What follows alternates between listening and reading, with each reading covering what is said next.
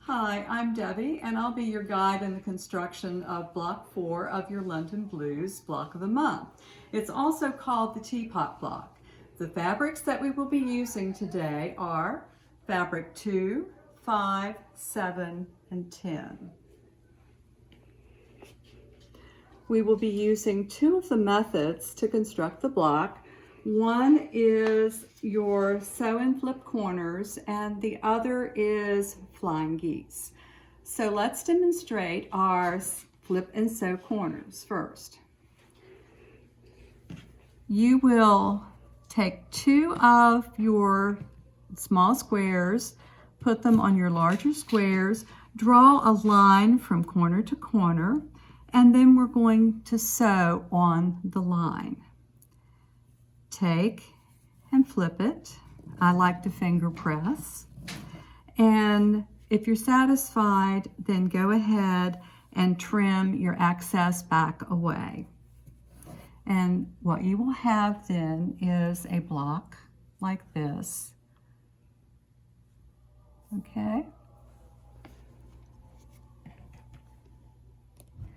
The next block that we're going to be doing is our flying geese block. And of course there are many methods of doing flying geese, but we are doing this one with a large square and your two smaller squares. Align your squares on either end of your large square. Then you're going to take and draw a diagonal line. And then you're going to sew 1/4 inch on either side of your block. Once this is done, then we are going to take and we're going to cut on the line that we drew.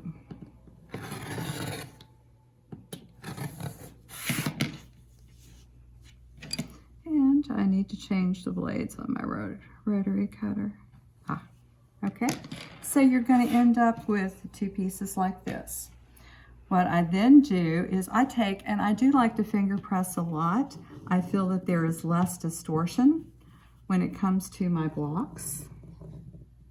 So we're going to end up with two units that look like that. Then we're going to take another one of your squares and we're going to put it on this end and run it up through this little V here. We're going to again draw a line from here to here, and then we're going to sew 1/4 inch on either line. A tip for constructing this block well is for your sewing lines to end up in this V. It makes a world of difference when you go to try to trim. Then we are going to take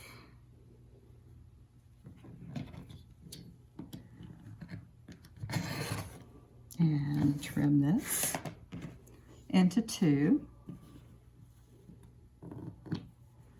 And I'm going to finger press again. And so then we're going to have our flying geese unit.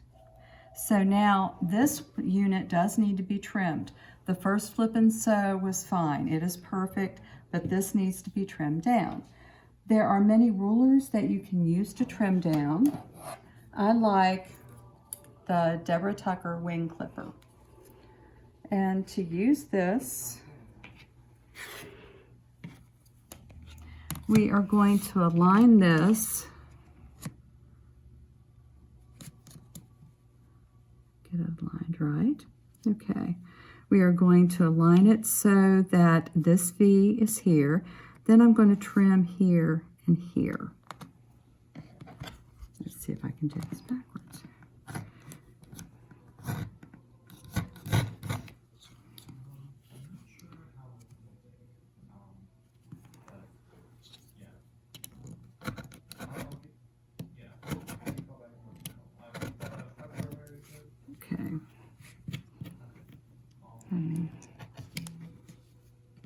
It's a little difficult sometimes when you're trying to do things backwards. All right. Okay. And so then I'm going to flip this around. And again, I'm going to use this V in this corner.